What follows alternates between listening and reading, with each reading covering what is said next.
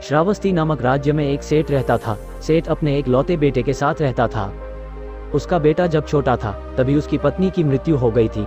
सेठ ने अपने बेटे को स्वयं ही पाल पोस कर बड़ा किया। सेठ अपने बेटे से अपने प्राणों से भी ज्यादा प्यार करता था। सेठ ने छोटे से लेकर उसके बड़े होने तक उसका पूरा ख्याल रखा। सेठ को अपने बेटे से बहुत लगाव हो गया था। वो बेटा उसकी आंखों का तारा था। वह अपने बेटे को देखकर ही जीता था। जब तक वो अपने बेटे को देख नहीं लेता था उसे चैन नहीं मिलता था। उसका बेटा ही उसकी खुशियों का कारण था। धीरे धीरे समय गुजरता गया। एक दिन दुर्भाग्य से उसका बेटा अचानक से बीमार हो गया। काफी इलाज कराया पर उसके बेटे की हालत दिन प्रतिदिन बिगड़ती ही जा रही थी और एक दिन वो लड़का अपने पिता की खुशियों को उजाड़कर इस दुनिया से चला गया। वो सेठ अपने बेटे के जाने के सदमे को बर्दाश्त ना कर सका और पागल सा हो गया। जब सेठ पागल हो गया तो उसके रिश्तेदारों ने उसका सारा पैसा और सारी जायदाद हड़प ली और उसे अपने ही घर से निकाल दिया। एक दिन वो घूमते हुए श्रावस्ती के जेतवन में पहुंचा। उस समय भगवान गौतम बुद्ध वहीं विहार कर रहे थे। वो दुखी सेठ भी भगवान बुद्ध के दर्शन करना चाहता था। बुद्ध को प्रणाम कर वो एक कोने में बैठ गया। गौतम बुद्ध ने उसकी ओर देखा और बोले, तुम्हारी इंद्रियां कुछ चंचल मालूम पड़ती हैं। मैं देख सकता हूँ कि तुम बहुत दुखी हो। वो सेठ बोला, महाराज मेरा प्यारा और इकलौता बेटा मेरे सुख का कारण था। मेरी इस सुखी दुनिया को उजाड़कर इस दुनिया से चला गया। उसके दुख में मैं अपनी सुध बुध खो बैठा हूँ और यहाँ वहाँ घूमता रहता हूँ। भगवान मेरे रिश्तेदारों ने भी मेरा साथ नहीं दिया। मेरा सारा पैसा और मेरी सारी जायदाद हड़प ली। अब आप ही बताइए भगवान की मैं क्या करूं? भगवान बुद्ध मुस्कुराते हुए बोले, इस संसार में दुख, शोक और सभी प्रकार की विपत्तियां आपकी अपनी प्यारी वस्तुओं द्वारा पैदा होती हैं। जब उस सेठ ने भगवान बुद्ध की बातें सुनी तो वह चकित रह गया और बोला, क्यों महाराज, भला कोई प्रिय वस्तु भी दुख का कारण हो सकती है? इतना कहकर वो उठा और बुद्ध को बिना प्रणाम किए वहां से चला गया। कुछ दूर चलते चलते उसे कुछ जुआरी दिखे जो जुआ खेल रहे थे। वो व्यक्ति उन जुआरियों से निंदा करते हुए बोला, सुनो गौतम बुद्ध को देखो, वो कहते हैं इस संसार में सभी प्रिय वस्तुएं दुख का कारण होती हैं। दुनिया में जितने भी शोक और विपत्ति हैं वो अपनी प्रिय वस्तुओं के कारण ही हैं। मुझे तो उनकी बात पर बिल्कुल भी विश्वास नहीं है।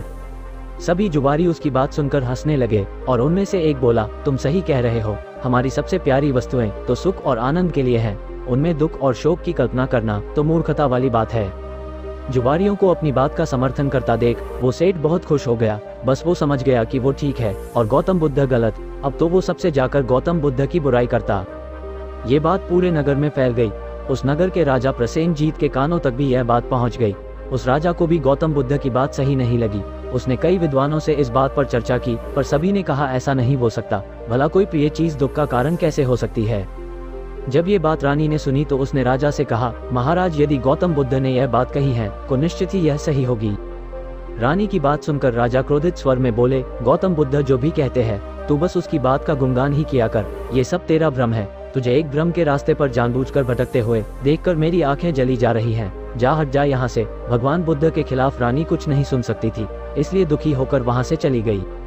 रानी ने युधिष्ठिर नाम के एक ब्राह्मण को बुलाया और कहा कि तुम शीघ्र ही भगवान बुद्ध के पास जाओ और उनको मेरी तरफ से सादर प्रणाम करके और कहना कि संसार में प्रिय वस्तुएं दुख का कारण कैसे होती हैं। जब वो तुमको इसका उत्तर बताएं तो उनकी एक भी बात को भूल न जाना और सारी बात मुझे आकर बताना।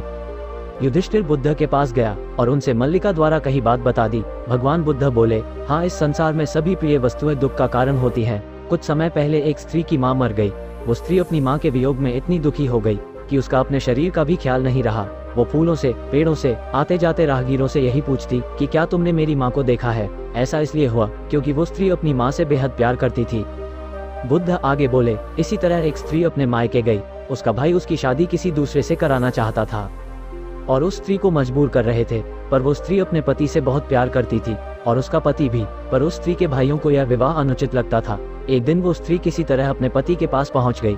उसके पति ने कहा कि हम इस दुनिया में नहीं मिल पा रहे लेकिन स्वर्ग में तो जरूर मिलेंगे। ये कहकर अपनी पत्नी को मार दिया और खुद भी आत्महत्या कर ली। युधिष्ठिर बुद्ध की सभी बातों को सुनकर और बुद्ध की आज्ञा लेकर रानी के पास पहुंचा और उन्हें सारी बात बताई।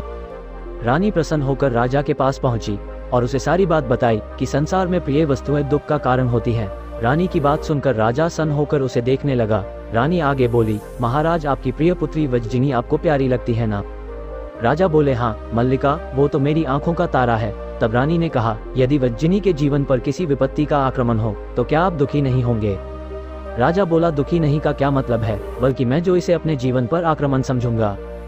इसी तरह रानी ने राजा को प्रिय लगने वाले मंत्री, सेनापति, राजगुरु आदि के संबंध में भी पूछा। इस पर राजा ने वही उत्तर दिया कि उनके जीवन पर यही विपत्ति आई तो उन्हें दुख ही नहीं होगा, बल्कि उन्हें अपने जीवन का भी अंत मालूम होगा। रानी मुस्कुराते हुए बोली, महाराज अब तो आपको गौतम बुद्ध की बात समझ में आ गई होगी। राजा चौकन्ना होकर सोचने लगा और बोला, गौतम बुद्ध हमेशा सही उपदेश देते हैं, मेरी आंखें खुल चुकी हैं। उसके बाद राजा भी भगवान बुद्ध का वंदन करने लगा।